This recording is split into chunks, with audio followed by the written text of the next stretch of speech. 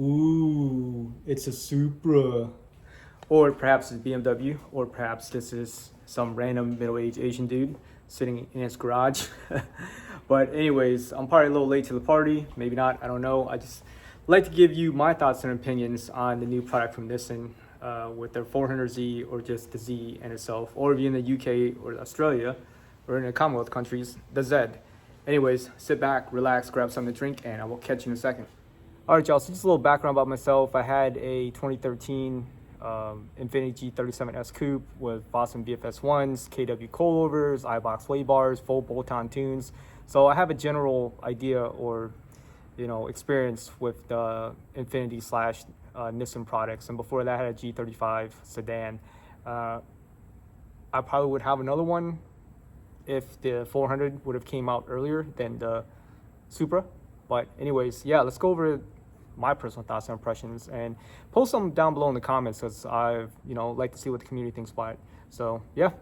All right, y'all, so the exterior of the Supra, it took me a little bit for this design to grow on me, but I think once I lowered the vehicle and put some stuff on there that I thought would enhance the exterior look, it kind of grew on me and I ended up appreciating the vehicle.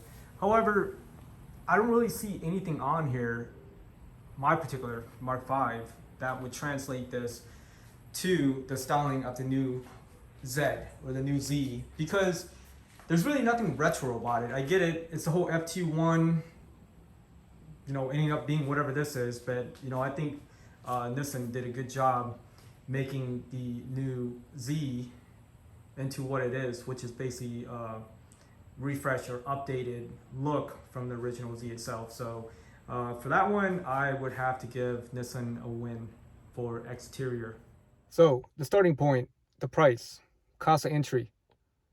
I definitely think the Z is going to win on this one because they're using the same VR30 DE TT engine. I'm pretty sure they're using the same frame, suspension, Akabono brakes. So that's not necessarily a bad thing, in my opinion. I think if those things work fine before, why wouldn't they work fine now? So, when they say MSRP is around 40,000 US, I think that's reasonable. And I think they're going to sell a lot of cars because as fun as the Supra is, the price of entry at 54,000 US, that's kind of steep for most people. So, I would give a definite win to Nissan for this one. But until we see the actual MSRP at a dealership, this is hearsay for now. But let's go look at the engine, because I think that's the heart of any car and what people really buy a car for, and give you my thoughts and opinions on that.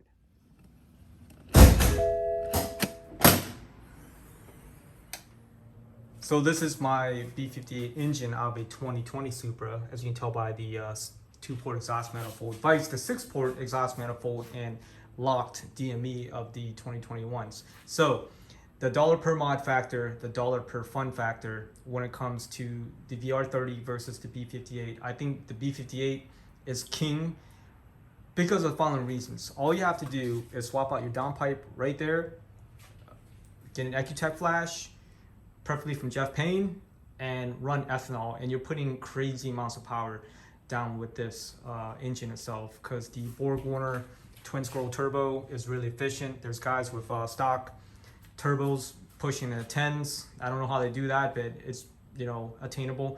And not only that, when it comes to working on an engine itself, if you have a VQ engine, whether it's a 3.5 or 3.7 liter, and from what I've seen with the VR30s with the turbo setups, there's not much room to work on. This car being a straight 6 has a lot of room to work on. Everything's modular, everything's easy to work on. So I would definitely give like I said, per dollar, the B58 as of right now is king. And if you swap a pure 700 or pure 800 turbo on here, you're definitely gonna get a lot more power. So we'll see what the future brings, because competition is always a good thing. Because from my understanding, your twins on the VR30, those little snails are pretty much maxed out as it is from the factory, while this BorgWarner twin scroll has a lot of room to grow and stretch its legs. All right, these unmarked, unknown Brembos, but they are Brembos, compared to the acrobonos of the Nissan.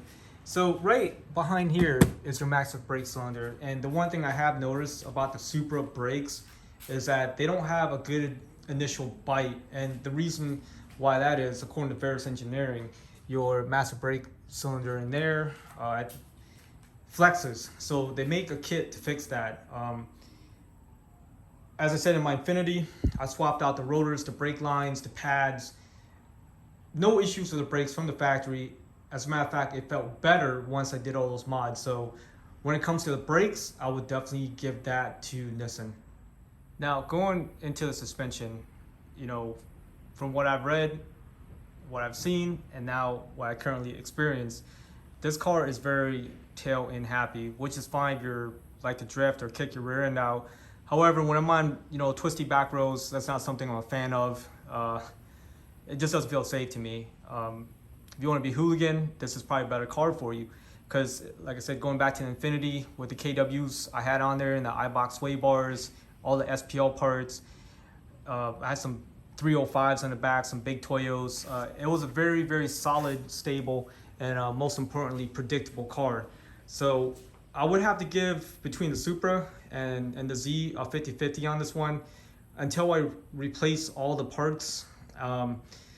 Down below, sway bars, there's a little Cusco X brace you can get down there and put KWs on this car to see which one is better handling. But, you know, everybody's thoughts and opinions on handling is different. I like mine to be precise, and, you know, I know exactly what that rear end is doing, especially with as much power as these two cars put down to the rear wheels.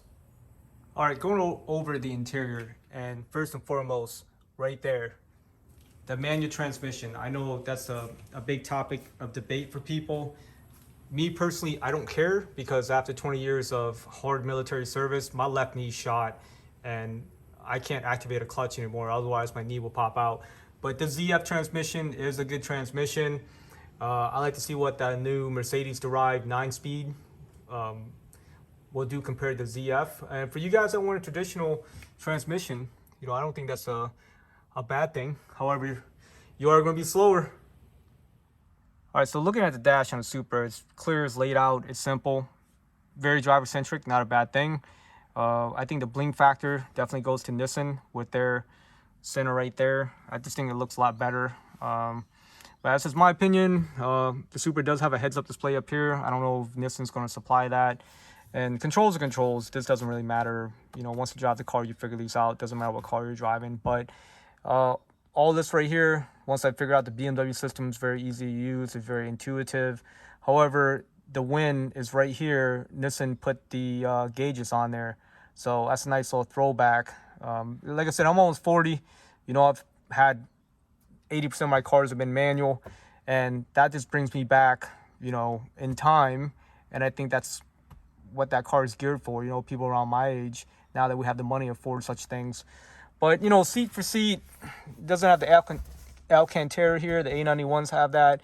You know, it's whatever at that point. But, you know, besides here, your transmission, and here, I think it's just a personal preference. And my preference would have to go to the Nissan, just because all this layout is just a little bit, you know, cooler to me. Because at the end of the day, as well as this works, it's just kind of BMW boring, but it works.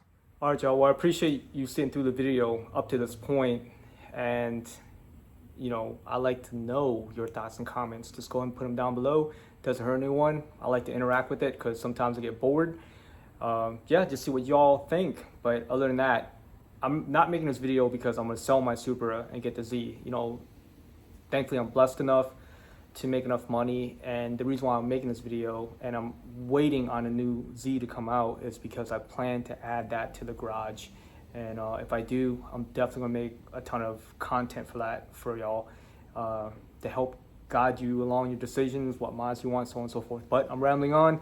Other than that, hey, like I said, man, y'all be easy, y'all be good, and I'll catch you guys next time. Peace.